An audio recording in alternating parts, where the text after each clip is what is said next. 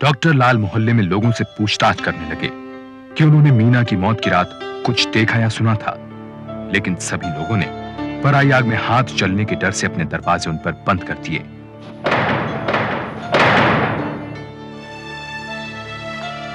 Inspector, आपको मैं आधे घंटे से यह बताने की कोशिश कर रहा हूं कि उस रात मोहल्ले के लोगों ने बहुत कुछ देखा और सुना। आप एक बार मेरे साथ चल के मोहल्ले के लोगों से बातचीत क्यों नहीं कर लेते? क्या बात करूं कि आपके दामाद का उस लड़की के साथ चक्कर था या नहीं, और अगर था मिस्टर लाल तो आपने एफआईआर में दर्ज क्यों नहीं करवाया? इंस्पेक्टर, एफआईआर दर्ज कराते हुए मुझे इस बारे में जानकारी नहीं थी।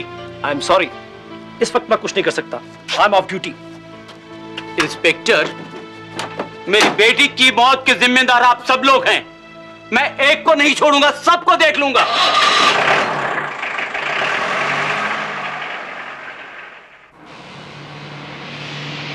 कन्हैया, क्या बात है? आज तू बहुत परेशान दिख रहा है। तू समझती नहीं है, पूरे मोहल्ले भर में थू थू हो रही है। तुझे प्यार सूझ रहा है। मुझे तो तेरे इरादे नेक नहीं लग रहे। कहीं तेरा मन तो नहीं भर गया मुझसे? क्या बात कर रही है तू? तू समझती क्यों नहीं है?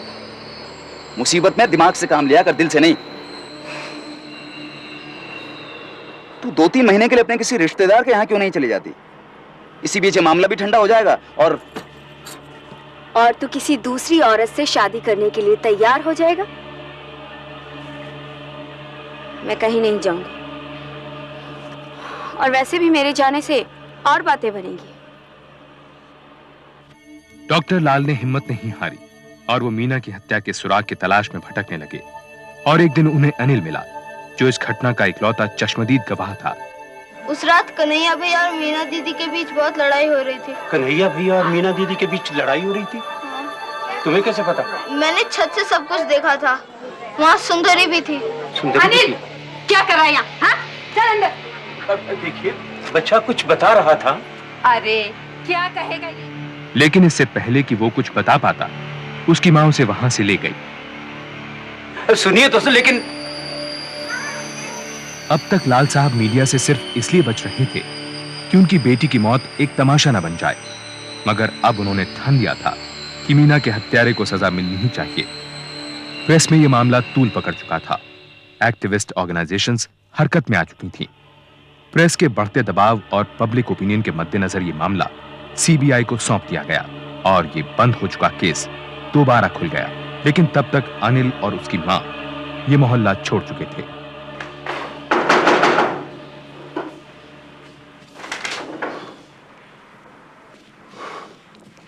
सेठ साहब, अब मैं कुछ नहीं कर सकता। भलाई इसी में है कि कन्हैया को कुछ दिनों के लिए यहां से बाहर भेज दिया जाए। मामला मेरे हाथ से निकल चुका है।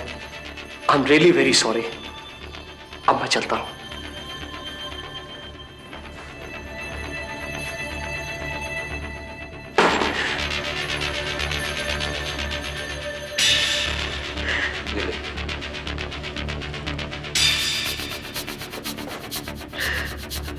एक तो नई दिल्ली चला जा और अपने ठिकाने की खबर मुझे देते रहना।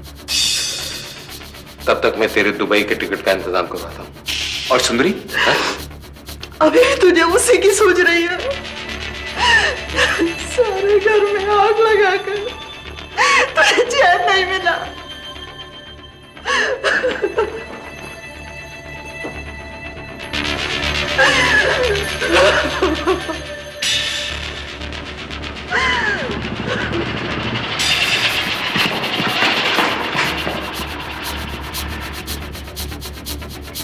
कन्हैया के फरार होने की खबर अगले दिन सारे न्यूज़पेपर्स की हेडलाइंस पर छा गई। प्रेस और एक्टिविस्ट ऑर्गेनाइजेशंस ने सेठ के परिवार के खिलाफ मुहिम छेड़ दी। घर घर जाकर की जाने वाली ये कैंपेन जोर पकड़ गई कि सामने आकर गवाही दो, गवाह का कोई कुछ नहीं बिगाड़ सकता। वो मेरी ही बेटी नहीं थी, वो इस पूरे मोहल्ले की बेटी थी। इन्हीं गलियों में आप लोगों की उंगलियां पकड़कर ही वो बड़ी हुई। आप लोग सब कुछ जानते हुए भी इस मामले में कुछ नहीं बोलेंगे।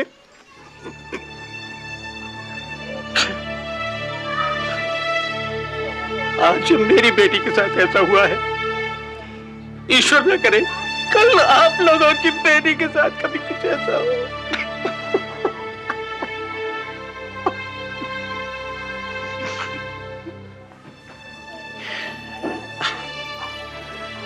मेरी बेटी को 3 दिन के बाद ही उसकी शादी की उसको मार डाला गया। मैं आप लोगों के हाथ जोड़ता हूं, उसकी मौत की रात अगर आप लोगों में से किसी ने कुछ देखा सुना हो तो ईश्वर के लिए हमारी मदद कीजिए। इन सभाओं और जनता तथा प्रेस के गुस्से से सीबीआई पर मीना की मौत की गुत्थी सुलझाने का दबाव बढ़ने लगा। सीबीआई की तरफ से यह केस भैरव सिंह को सौंपा गया। वो घर घर जाकर चश्मदीद गवाह को ढूंढने की कोशिश करने लगा। कन्हैया तक पहुंचने के लिए उसने सुंदरी का पीछा करना भी शुरू कर दिया।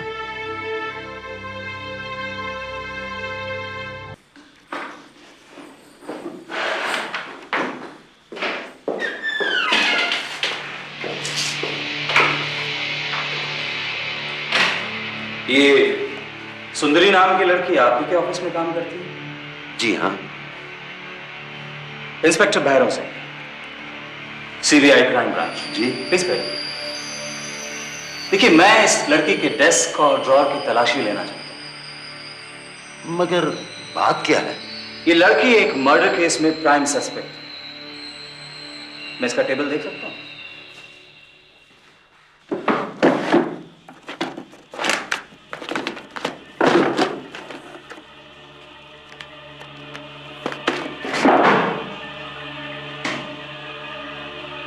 अच्छा, एक बात बताइए,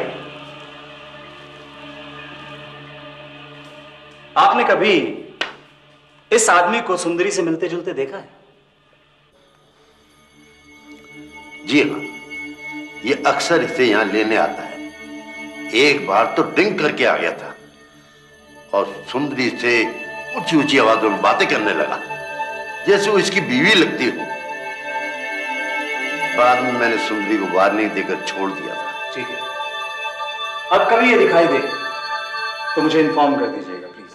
इसकी नौबत नहीं आएगी। मैं सुंदरी को नौकरी से निकाल रहा हूं। Anyway, thanks. सुंदरी को नौकरी से निकाल दिया गया। वो जगह जगह नौकरी की तलाश में भटकने लगी। भैरव सिंह ने ख्याल रखा कि सुंदरी को कहीं नौकरी ना मिले। वो सुंदरी का लगातार पीछा करने लगा और एक दिन एक फोन करना है।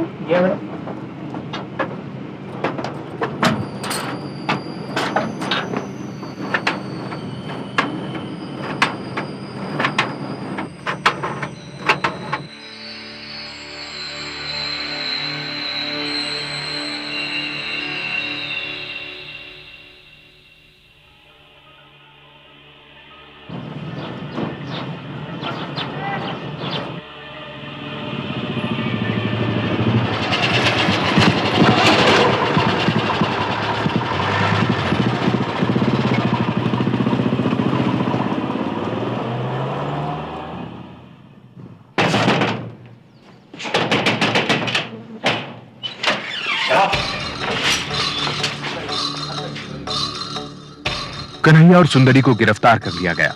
उनसे कड़ी पूछताछ की गई, लेकिन उन्होंने किसी भी आरोप को मानने से इनकार कर दिया। कन्हैया की जमानत नामंजूर कर दी गई, मगर सुंदरी के खिलाफ कोई भी पुख्ता सबूत न होने से उसे शहर छोड़कर न जाने की वार्निंग देकर छोड़ दिया गया और यह केस सेशंस कोर्ट पहुंचा। मीना की मौत के करीब 9 महीने बाद सीबीआई ने उस वक्त के बेहतरीन लॉयर रघुवीर टंडन को अपना वकील नियुक्त किया। कन्हैया की तरफ से वकील थे बलदेव राठौर। कन्हैया ने सुंदरी के साथ किसी भी नाजायज संबंध को झूठा बतलाया। यह सरासर गलत है। शादी से पहले या उसके बाद सुंदरी के साथ मेरा ऐसा वैसा कोई रिश्ता नहीं रहा और शादी में भी वो सिर्फ इसलिए थी क्योंकि वो हमारी किराएदार थी। कन्हैया, मीना के पिता ने तुम्हारे खिलाफ यह इल्जाम लगाया है कि उस रात तुम और सुंदरी दोनों ने मीना से झगड़ा किया और बाद में उसका कत्ल कर दिया। क्या बकवास है ये? उस रात बहुत गर्मी थी, मैं छत पर सोने चला गया। मैंने मीना से भी कहा कि चल छत पर सोते हैं, वो मानी नहीं। सुबह करीब 5 बजे मेरी आंख खुली, मच्छर काट रहे थे। मैं नीचे आया तो देखा मीना पेट के बल लेटी हुई है और उसको दौरे पड़ रहे हैं। मुझे कुछ भी समझ में नहीं आया। मैं नीचे गया घबराकर और बाबूजी को बुला लाया। उन्होंने फिर आकर मीना को सीधे लिटाया। मीना मीना किस हाल में थी? उसके मुंह से झाग निकल रहे थे और उसकी गर्दन पर कुछ निशान थे। जी नहीं, ये झूठ बोल रहा है। उसकी गर्दन पे निशान थे, शरीर नीला पड़ चुका था और अकड़ गया था। इससे साफ जाहिर था कि मेरे पहुंचने से 2-3 घंटे पहले ही उसकी मौत हो चुकी है और यही वजह थी इन्होंने मेरी बेटी को दुल्हन की तरह सजा रखा था। हमें कुछ छिपाने की जरूरत नहीं थी, बल्कि मीना उस बीमारी से मरी जो लाल साहब ने हमसे छिपाई, एपिलेप्सी। और यही वजह थी कि लाल साहब ने अपनी बेटी की शादी में इतनी जल्दबाजी की। वो बिल्कुल ठीक थी, जल्दबाजी इनकी तरफ से थी, क्योंकि इनका लड़का उस लड़की के चक्कर में था जिसे ये फूटी आंख नहीं देखते थे। ये झूठ है। वो बीमार थी। उस रात भी उसने सोने से पहले दवाई ली थी। और सुंदरी के बारे में मैं बता चुका हूं। वो सिर्फ हमारी किराएदार थी। मैंने कभी उससे ढंग से बात तक नहीं की। इस सब के बीच भैरव सिंह ने सुंदरी को फिर पूछताछ के लिए बुलाया। देखो सुंदरी, यह साबित हो चुका है कि तुम दोनों के संबंध थे। उस रात क्या हुआ था अब मुझे साफ साफ बता दो। देखो सुंदरी, उस रात की तुम्हारी सारी हरकतों का गवाह वो बच्चा अनिल भी। और जिस दिन वो बच्चा मिल गया ना, तब तुम्हें कोई नहीं बचा पाएगा। जिंदगी भर के लिए अंदर जाओगे तुम। उस रात 2 से 3 के बीच जो झगड़ा हुआ था, उस वक्त तुम कमरे में थी? हाँ। और कौन था? मीना और कन्हैया। झगड़ा मीना और तुम दोनों के बीच हुआ था? हाँ, लेकिन मीना उस समय जिंदा थी। फिर मैं और कन्हैया छत पर सोने चले गए। सुबह 5 बजे कन्हैया नीचे आया। उसने मुझे आवाज दी। मैं जब नीचे गई तब तक मीना मर चुकी थी। कन्हैया बहुत डरा हुआ था। सारा तकिया खून और थूक से लथपथ था। उसने कहा मीना दौरे पड़ने से मरी है। कन्हैया के कहने पर मैंने मीना के कपड़े बदले, तकिए और चादरें हटा दी। बस उसके बाद फिर मैं अपने कमरे में चली गई। लेकिन तुम लोगों ने उसका मेकअप क्यों किया? उसे इतना सजाया संवारा क्यों? क्योंकि उसका सारा शरीर नीला पड़ चुका था। ओह, इसका मतलब मीना की मौत को तब तक 2-3 घंटे हो चुके थे। देखो सुंदरी, तुम्हें ये सारी बातें कोर्ट में कहनी होगी। लेकिन जब तक भैरव सिंह सुंदरी के नाम का वारंट लेकर पहुंचा, तब तक वो जा चुकी थी, न मालूम कहां। सुंदरी के जाने से कन्हैया के मर्डर करने का मोटिव जा चुका था। रघुनाथ टंडन के पास अब एक ही चारा बचा था कि मीना की मौत को अननेचुरल साबित कर दें। और एपिलेप्सी के फिट में आदमी उस तरह से नहीं चिल्लाता जैसा कि मीना चिल्लाई थी। उसके आसपास तमाम किस्म की दवाइयां पाई गई। उस रात भी उसने दवाई ली थी। हो सकता है ये उसी का रिएक्शन हो। उसका पेट खाली था योर ऑनर। ये पोस्टमार्टम की रिपोर्ट से जाहिर है। और फिर उसकी गर्दन पर पड़े हुए निशानों के बारे में आप क्या कहते हैं? इंस्पेक्टर बग्गा के अनुसार वो निशान उसकी गर्दन पर तब पड़े जब उसके घर वालों ने उसको रिवाइव करने की कोशिश की। यही पोस्टमार्टम के डॉक्टर रावत की भी रिपोर्ट है। पोस्टमार्टम जानबूझकर मौत के 12 घंटे के बाद किया गया योर ऑनर। और तब तक यह पता लगाना भी मुश्किल था कि ये निशान मौत के पहले के हैं या बाद के। और इंस्पेक्टर बग्गा ने तो ना फिंगरप्रिंट्स उठाए हैं योर ऑनर और ना ही लाश की कोई फोटोग्राफ खींची। और बिना पूरी तरह से इन्वेस्टिगेशन किए केस को बंद करवा दिया गया। जबकि डॉक्टर लाल बार बार ये कहते रहे हैं कि उस रात पूरे मोहल्ले ने चीखें सुनी है। इंस्पेक्टर बग्गा का बयान गलत साबित पाया गया।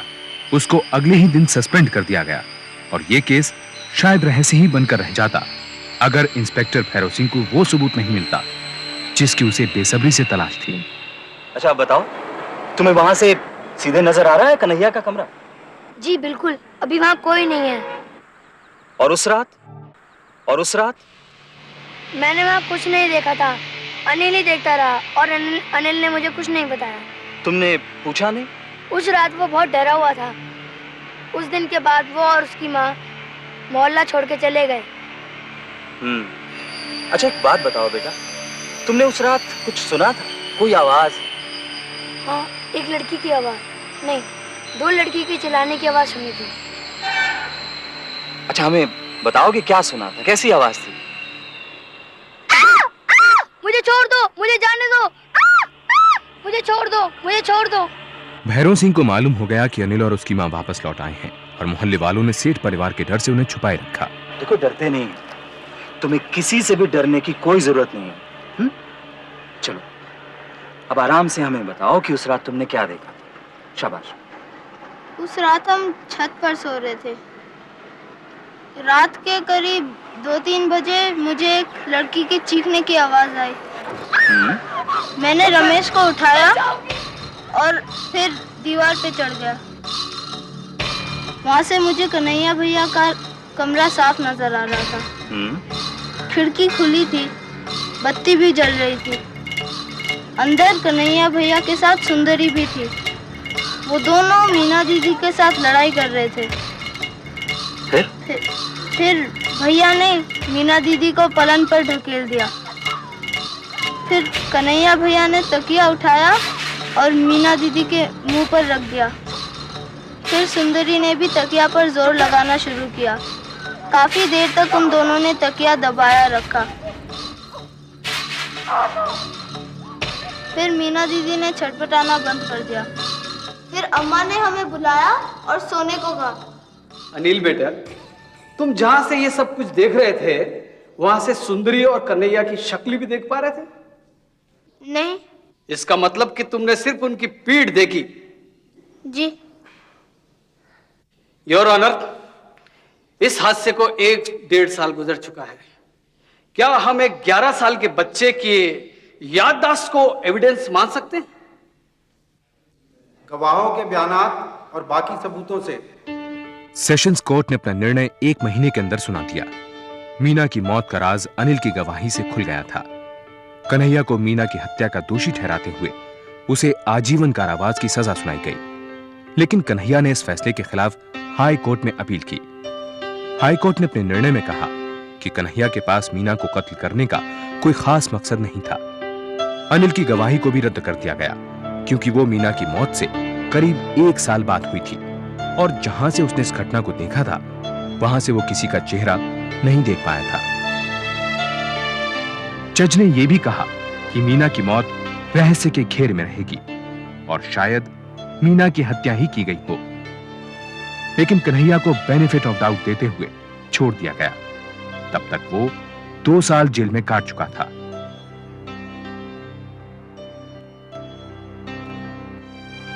कन्हैया ने अपने रिहा होने के 2 महीने बाद ही एक गांव की लड़की से शादी कर ली।